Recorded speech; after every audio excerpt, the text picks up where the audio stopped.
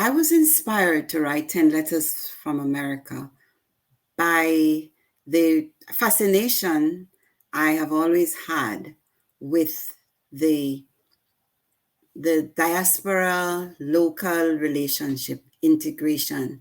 And I think that inspires to a large extent a lot of my writing, how we live, we occupy different realities as Caribbean people.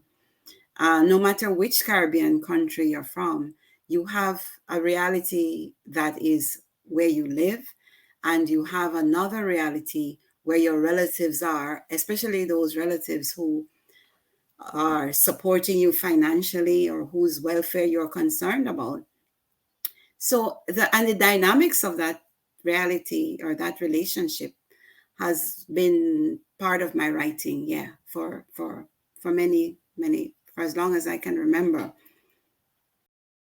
As a child, I lived a very I grew up in rural communities.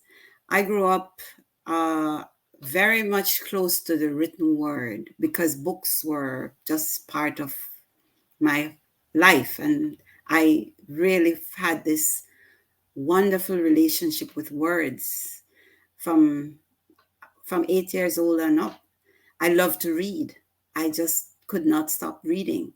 So I think that led me to to use my imagination to put my own experiences and my own imagination down on paper. So I could say that as long as I've known myself, I have wanted to write and been writing. Not been published, but been writing.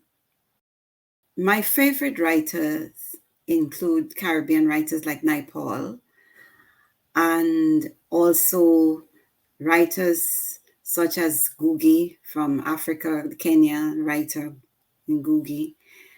And also, I have a fascination with the writing of persons like Gabriel Garcia Marquez. And so for me, the genre that I write in most is literary fiction, but also political fiction, and what moves the persons in our colonial world to behave the way they do. Because I think that is just a continuation of the process that we are experiencing, and I love to explore it in my writing. I am currently writing my second novel.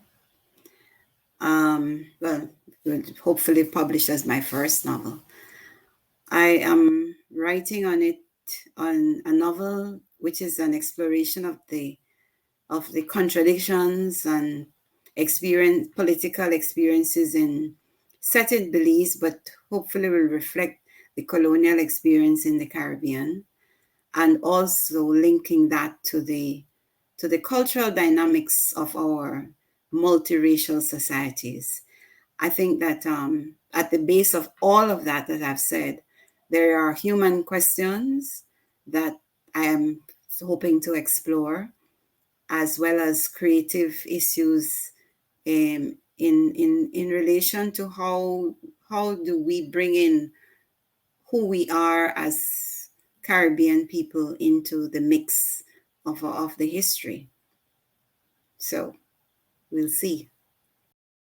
Over the past 12 months with COVID and everything, I have read a lot. I think the best book I've read was the book And Tomorrow They Will Kiss, which is a book by Eduardo Santiago.